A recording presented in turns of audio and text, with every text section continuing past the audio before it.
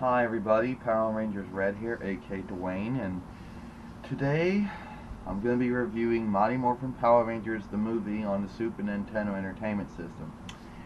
I said I was going to do Power Rangers Turbo, but apparently they never made a video game off of that series, and I must have accidentally I must have looked at something else in the image results one time, and I must have thought I was looking at you know what, but really I was looking at something else, I guess.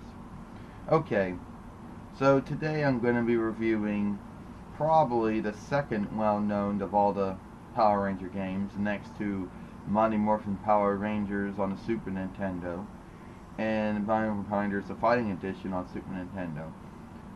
I know I'm skipping the Tournament Fighter one on the Sega Genesis, but I'll eventually talk about that one in the future. First off, the game kind of follows the movie just a little bit, but not too much for people who watch the movie to know that they're playing the movie. The graphics are pretty much the same, just like the Super Nintendo Entertainment System's first one. Only this time you have Rocky, Aisha, Adam, and Kimberly and Billy and Tommy, their respected colors. And you may notice that the game is more based off the actual series and not the movie, even though Ivan Ooze is also in this game too. There are certain power-ups. Gameplay is side-scrolling fighting, obviously, and the controls, well, I haven't played it in a long time, so I can't tell you the controls. I have it saved on my computer back at my place, so I can't really say if the controls on the game console or the controls on the computer are bad or not. I'm not really sure. I will assume that they're good. But I can't really say too much about the controls. Now, there are certain things about this game that some people have nitpicked when reviewing it. Like, for example, how come certain enemies, like for example, there were certain bosses in it that weren't in the movie. Now, or why it didn't follow the movie altogether, I don't know.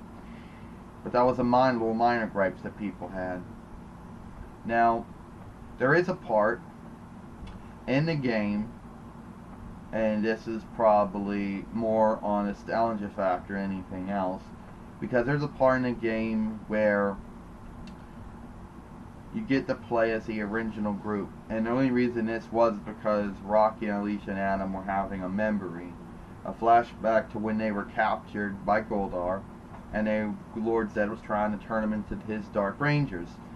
So that's the time you get to play as, because they're having memories, so you get to play at that point as Jason, Trini, Zach, Billy, Kimberly, and Tommy.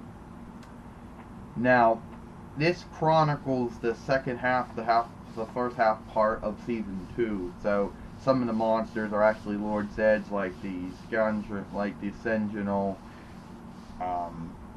Scarlet Sentinel, and stuff.